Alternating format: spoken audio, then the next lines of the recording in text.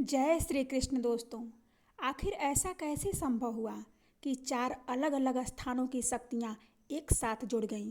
बद्रीनाथ, केदारनाथ, गंगोत्री और यमुनोत्री, ये चार धाम जिनकी अपनी अलग अलग पहचान है, देवी देवता और इतिहास हैं, वे एक ही पवित्र यात्रा का हिस्सा कैसे बन गए? क्या यह महज संयोग था या फिर कोई पूर्व निर्धारित दिव्य योजना? हजारों वर्षों से ऋषि मुनि, राजा महाराजा और अब आम जन भी इस अलौकिक यात्रा की ओर खींचे चले आ रहे हैं। क्या यह केवल तीर्थ यात्रा है या कोई गूढ़ आध्यात्मिक मार्ग जो आत्मा को स्पर्श करता है, और वह भी ऐसी कठिन भूमि में जहाँ एक समय केवल पैदल चलकर ही पहुँचा जा सकता था? यमुनोत्री की कल्पना कीजिए, वहाँ उबलता हुआ सूर्य कुंड और ठीक पास ही शीतल निर्मल यमुना का प्रवाह, गर्म भाप और ठंडा जल। यह विरोधाभास केवल प्रकृति की लीला है या किसी गहन गणना का रहस्य? और फिर वह मान्यता कि यमुनोत्री में स्नान करने से अकाल मृत्यु टल जाती है, क्यों? क्या वास्तव में यमुना जी यमराज की जुड़वा बहन है? और यदि हाँ, तो यह कैसी बहन है जो मृत्यु से जीवन की याचना नहीं करती बल्कि स्वयं मृत्यु को ललकारने की सामर्थ्य रखती हैं? अब चलें गंगोत्री की ओर, वहाँ जहाँ गंगा स्वर्ग से उतरकर पहली बार हिमखंडों की भूमि पर अपने चरण रखती हैं। क्या राजा भागीरथ ने केवल अपने पूर्वजों की मुक्ति के लिए ही गंगा को पृथ्वी पर आमंत्रित किया था, या फिर उस प्रयास में कोई और अदृश्य रहस्य भी छिपा था? गौमुख की गुफा, क्या वहाँ आज भी गूंजती है शिव की जटाओं की मौन चेतना, जिसने गंगा की तीव्र धारा को थाम लिया था? गंगा केवल जल नहीं, वह एक ऊर्जा है, एक चैतन्य शक्ति जो भीतर के मलिन भावों को धोकर आत्मा को पुनः निर्मल कर देती है। फिर पहुँचते हैं केदारनाथ, वह तीर्थ जहाँ पहाड़ खुद मौन रहकर भी कुछ कहते हैं, जहाँ शिव ने एक अद्भुत लीला रची और फिर सदा के लिए वहाँ वास कर लिया। केदारनाथ का मंदिर जो प्रलय, भूकंप, हिमपात सब कुछ सहते हुए भी अडिग खड़ा है, क्या यह किसी अदृश्य शक्ति का प्रमाण है या फिर हमारे विश्वास की अटूट परिणति? अब बात करते हैं बद्रीनाथ की।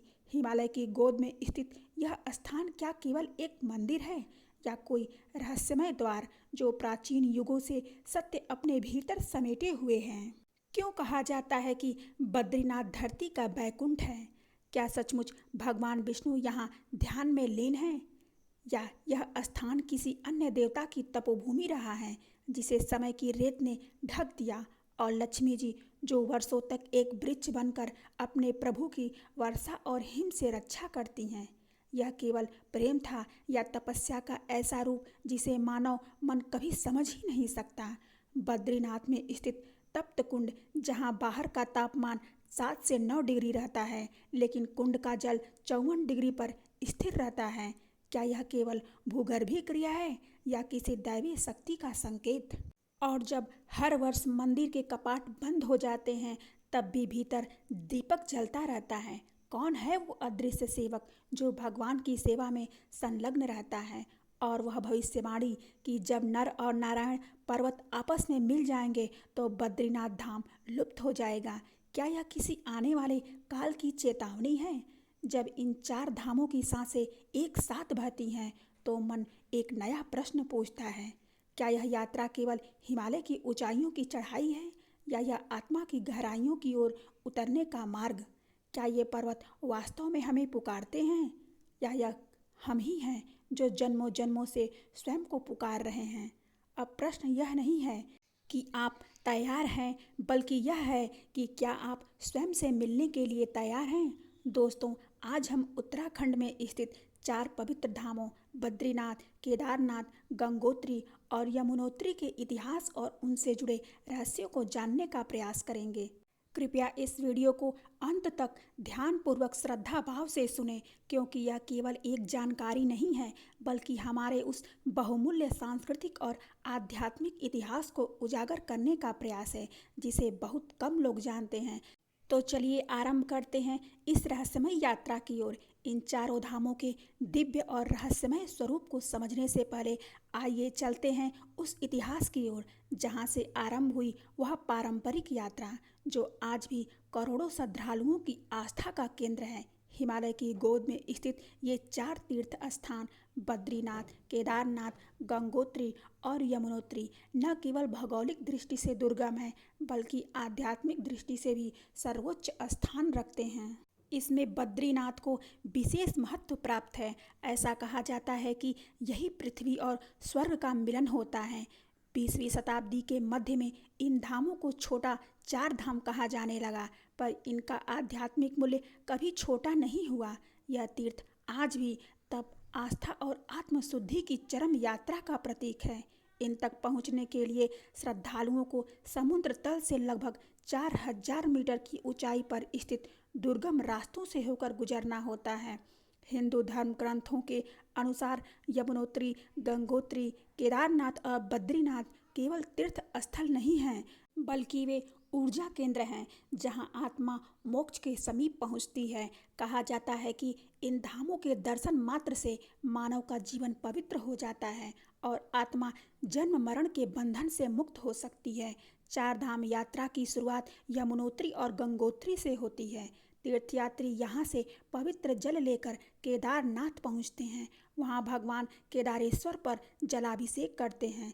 यह यात्रा एक परिक्रमा के रूप में मानी जाती है, जिसमें हरिद्वार, ऋषिकेश, देवप्रयाग, टिहरी, धरासू, यमुनोत्री, उत्तरकाशी, गंगोत्री, त्रियुगी नारायण और अंत में केदारनाथ का मार्ग तय किया जाता है। बर्फ से ढकी हिमालय की चोटी में जहां आकाश और पृथ्वी जैसे संवाद करते हों, वहां पेड़, हर पत्थर और हर धारा मानो शांति की भाषा बोलती है। यहीं जन्म लेती है वह चेतना जिसे हम देवी यमुना कहते हैं, एक दिव्यता जो न केवल प्रकृति में प्रवाहित होती है, बल्कि आत्मा की गहराइयों को भी स्पर्श करती है।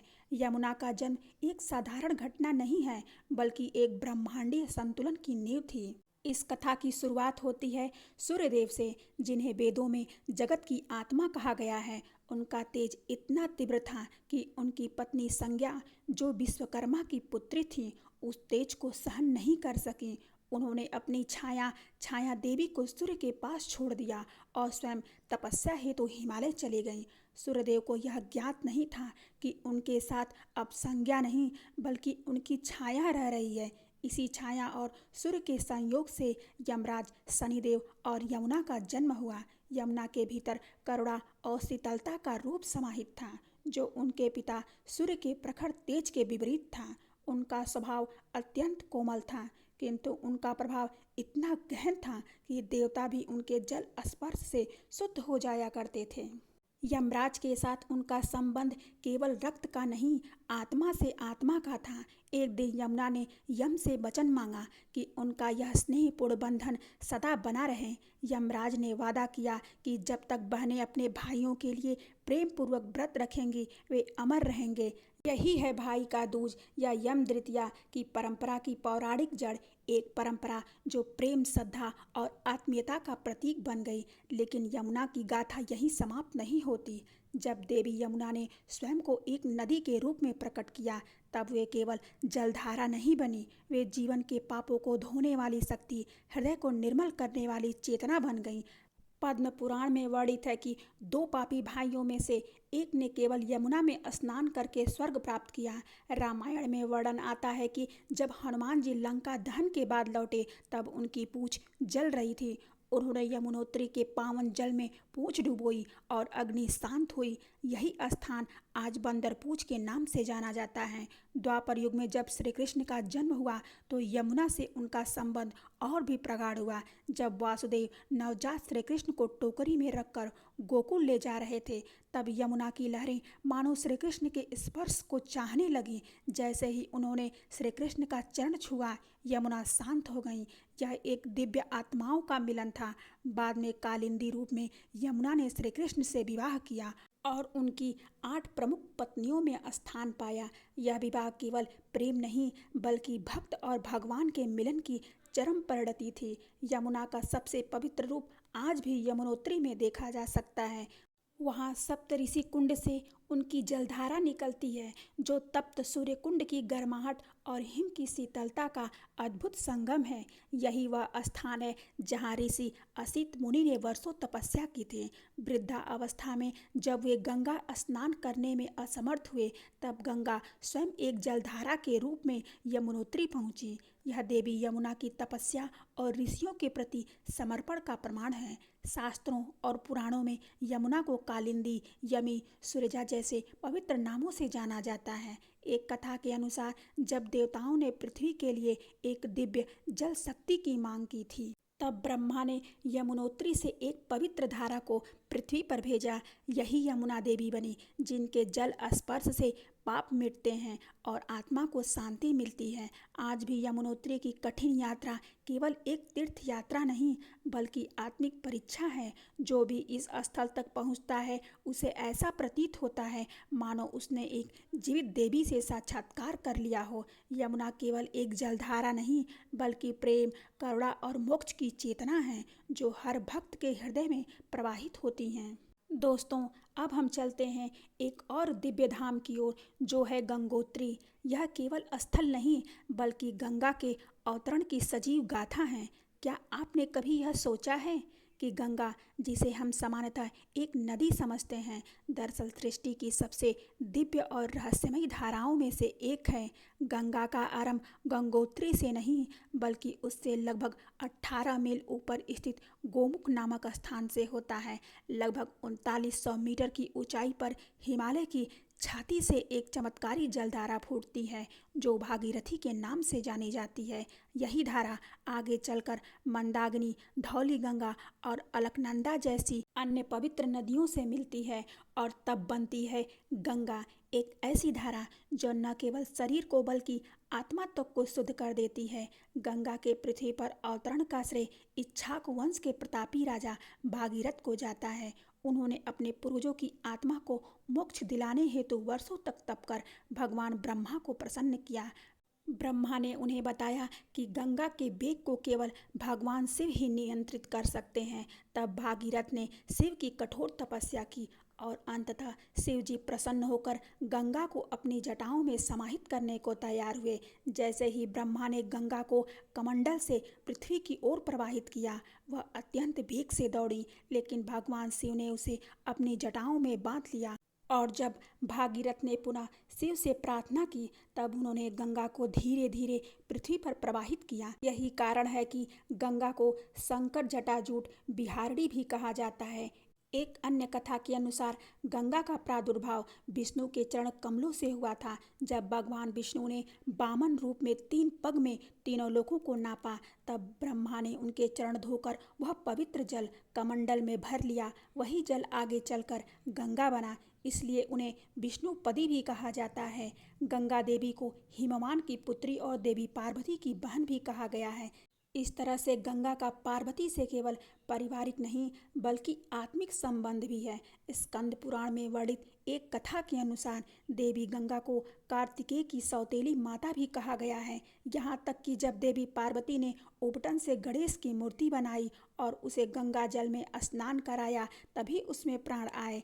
इसलिए गणेश को द्विमात्री अर्थात 2 माताओं वाला कहा जाता है, जिसमें एक पार्वती और दूसरी गंगा है।